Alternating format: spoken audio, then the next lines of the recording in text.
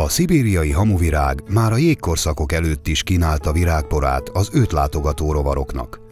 Reliktum vagy maradványfajnak is hívják, hiszen a jégtakaró visszahúzódása és az északi kontinens felmelegedése után csak Közép-Európában maradtak fenn elszigetelt, kisebb állományai. Romániában főleg hegyvidéki lápokban láthatjuk.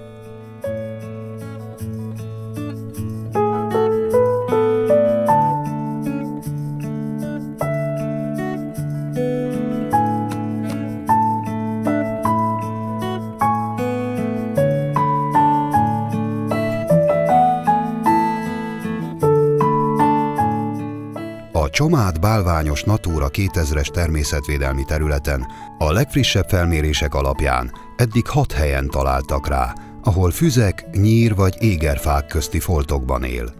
2011-ben több mint 4000 tövet számoltak össze a botanikus szakértők.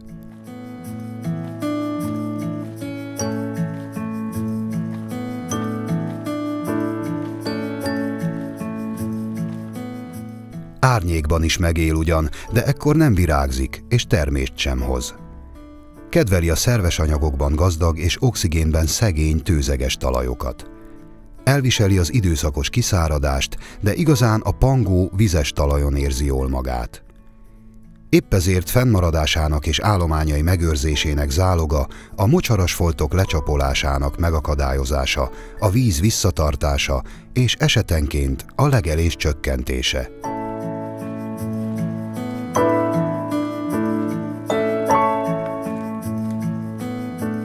Készült a Csomád-bálványos Natura 2000-es védett területet fenntartó kezelés projekt keretén belül a Vinca Minor Egyesület megbízásából.